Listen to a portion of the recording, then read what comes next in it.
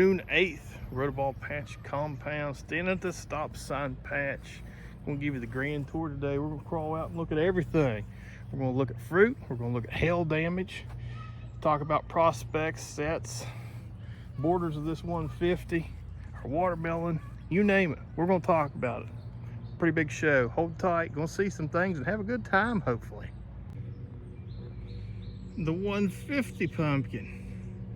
Put down some lines from the corners. The long corners can't really see. The short corners I can see. And when we get over here to this short corner, I'll put down a line. But I think I can visualize 6.5 foot a heck of a lot better than I can 23. So this plant was looking really good and still looks really good, but I took some bad hail damage, and I'll show that here. There it is, where my hand is. Yeah, so I did what I had to do and cut the main, because I'm not going to set a fruit on a damaged main and hope that it does well. Luckily for me, I have one that is it's my hopeful. It's the last hope, the one and true and only last hope. Even this secondary back here, big nasty hellhole. Hellhole. That's what my patch should be named. Hellhole. No, it's just, you're gonna have issues, guys. You know that. And how you deal with them and how you overcome them is what gets you to the scale, or what keeps you at the house. I still think I can do work with this plant. And there's no doubt in my mind that if I can get that fruit to set, I can push it over 1,000 plant pounds. My intention is to hug the line, 3 to 4 secondaries running back. And I've already got 2 of them back there. There's the 3rd and there's the 4th. So we're gonna have a few other secondaries kind of fill in this area with tertiary growth. And then we'll have 2 secondaries on either side, because there's no main left, tracing down beyond the plant where I bury and do a lot of action there. Hope to have a scale set under that 150 square foot plant. I don't think anybody else has done that yet. Yay, Doc doing something first. 150 square foot scale plant. I'll show the numbers on that too, I think, until they start. If they get too exciting or too depressing, maybe I won't show them. So no promises, but I'm gonna try to keep everybody on the loop on that one. This plant holds moisture well. Check how moist we are underneath there. That's nice. You get that canopy set up, guys, and she'll do work for you. The watermelon plant. Yeah, Mr. Andrew Vale gave me this seed, and it's actually starting to do some things. And I'm staking it down. I'm not being a hobo this year and just letting it be a rat's nest. I'll clean up a little bit around the stump and maybe tomorrow or the next day.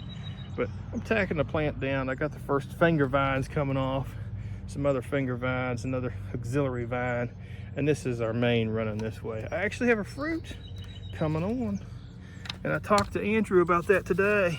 Let's see, where are you? There you are, you sweet little thing. I said, I got one on the main, Andrew. I said, I think I'm just gonna pinch it off, because there's a lot of your big watermelons that I've seen or heard of come off these first 2 finger vines, what we would call first secondaries. Those watermelon nerds call finger vines. But he said, go ahead and pollinate this, Chris. He said, it could be a good melon. He said, just kind of watch the pace. They're different than pumpkins. You know, I'm so all in on pumpkins when it comes to a set. Perfect example is we have the 150 square foot plant over there, and all my eggs are in one basket. And I know that if that fruit sets, I can push it and I can get something off of it. Not the case from my understanding with watermelons. With watermelons, you'll set a few of them and you'll see how they perform in the sense of how they grow. And if one of them tends to be a little bit exemplary, that's your melon. So he said, hey, set it, watch it till about day 15 or 16. And if it's doing work for you, run with it, Chris. Otherwise, you know, go with the game plan and set on those first fingers. Before I walk out of this stop sign patch, I want to talk about the big ditch. So I got myself a ditch dug. I've had some pretty big blowout events, and I'm blowing soil out the back, out the back of the patch, and perlite underneath the trailer over there. Just a real mess. So I need soil to bury the 150 square foot plant. I don't have any pumpkin roots over here yet. And this is a nice diversion ditch to catch sediment and any blowout, hopefully, because it's going to be a nasty storm again. And just put me a pile of overburdened soil waiting on me to utilize for burying this sweet gal.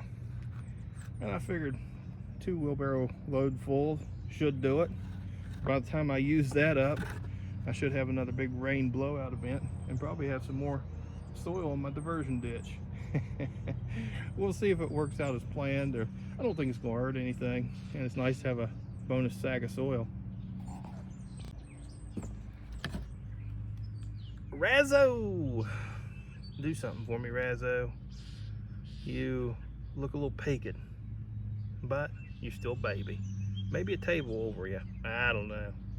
We'll check back next week on you, young lady. Onto the patio. Check out those Vortex beans. Made it to the top. Climb on up here on the roof and give me some roof beans. 655 rotoball. Actually, somewhat presentable now. Other 655 rotoball, also presentable. The Razzo. She's a little bit dry, maybe. Not terribly. That seems kind of moist. Has the same color. Maybe it's sun intensity. I'll put that gal in the shade and see if I can see a difference between the two. Might have to steal the cat house. Poor cat's got a nest worn underneath there. Top of the key of the main patch. We are starting to get a little bit of salad. We don't have a sea of green. We got a nice pond of green, maybe 2 ponds of green. Real happy about it. I got my stump tables up, covers, got the fans going 24/7 at this point. They'll stay on until October or September, whenever these fruit decide to come out of there. I've had to pull a few leaves off the main and off of a few secondaries from that hail event. 2365's got more missing than the 1707. Look down that main. Ugh. Looks like Pete Casper's in August. Naked on a main. Between the competition plants here, looking at the 1965.5 rotoball. Just got done burying some vine tips on those secondaries. Same thing with the 2365 wolf. Got those vine tips buried. Of course, both plants have fruit set. Let's check out those fruit and that vine pattern. Yeah, so all 3 of the plants in the main patch pollinated the same day, June 8th, which is super easy. Yeah, hopefully they all hold, and that's something I can carry on all season. Compare apples to apples. Wouldn't that be nice? That just never happens. So this is the 1965.5 rotoball, and she's a DAP 4. Squirrely looking 4.5 lober is what I call it. Get off there, fly. I'm not dead yet. I'm not dead yet. So I got my vine pattern going. I'm not pulling that table. You don't need a table pull to see it. I run a T. The fruit's starting to sag down. I think we're going to set, guys. I think we're going to be all right. Got a board. I'm going to start elevating this up, elevating the whole vine. With any luck, all my fruit will be on a scale this year. That's right. Every fruit except for the porch pumpkin on a scale. Good luck, Doc, you crazy man. Not rooted in, didn't even cut holes, back about 2 or 3, and I'll probably end up having to pop some other ones. But I like that T pattern, and I don't leave a whole lot of slack in my main because I raise her straight up, and this pumpkin ends up growing that way and this way, as opposed and out everywhere, of course. So I can run away with no slack. I know I'm gonna have a big scale here. The scale's gonna stretch 5 foot by 5 foot. So my main is running off, and I circle it back. I do give slack there, and then I start cutting her back this way to allow that scale to set and try to run that main off the scale. That extra slack pulling it back allows that main here to lift up, and I won't root in any of this. So when it lifts up, it'll pull up and I don't have to pop nodes. I'll do the same thing with this first secondary off as well. Drape it around. The other secondaries, last 2 or 3 on each side, counting this one, total of 4 or so, will all run down here until they kiss the porch pumpkin. Same thing on the other side. This main runs down here, and 3 or 4 more secondaries. Water falling all the way down here to the tomato box. The 2365 Wolf, the one and only Mr. Andy Wolf. Good looking plant. We are at the end of the runway. Just like, I mean, it's like you couldn't have cut it any better.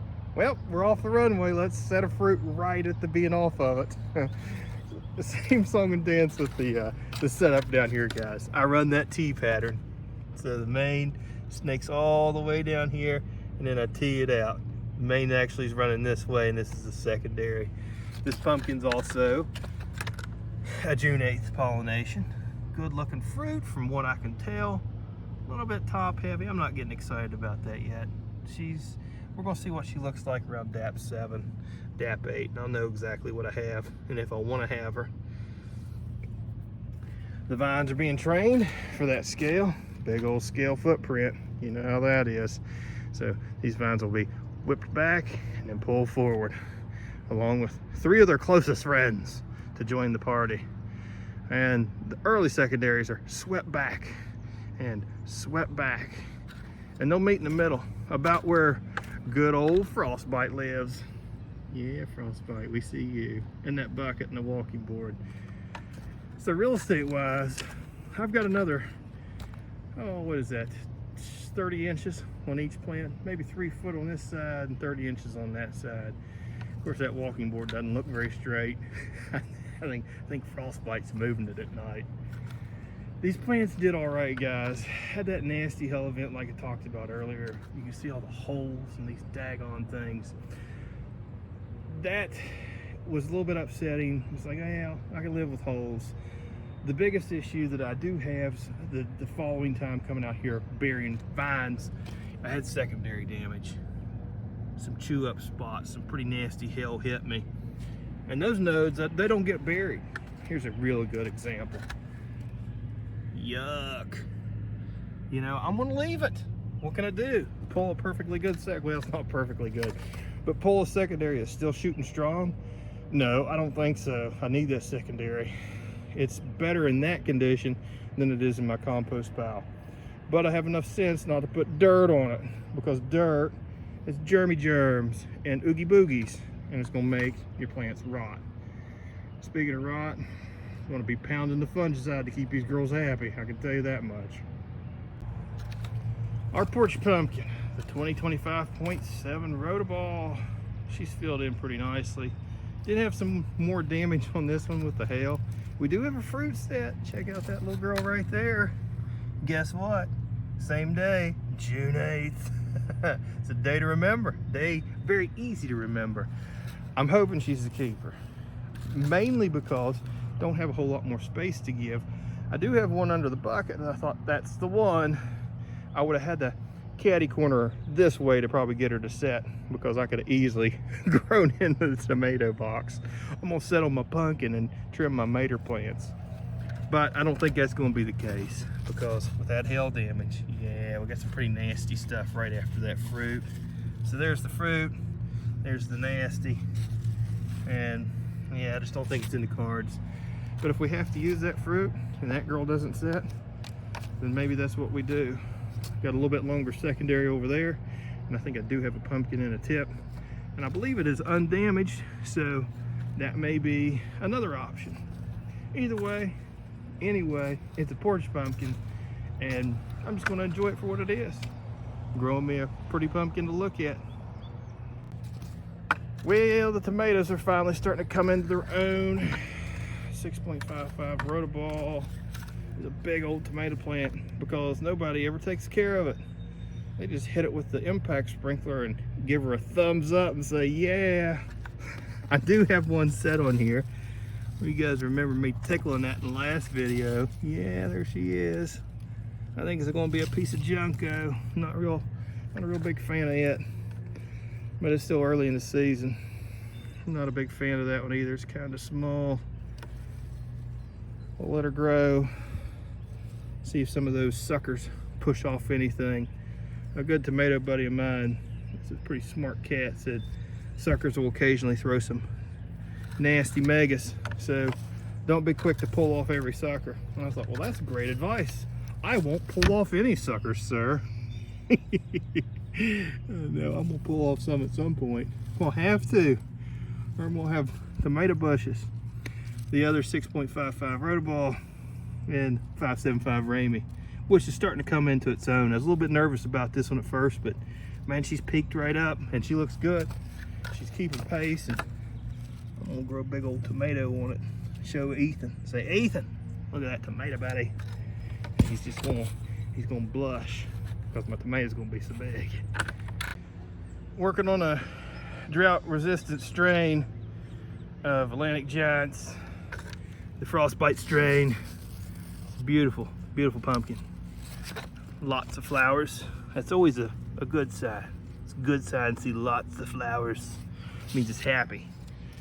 I'm so happy.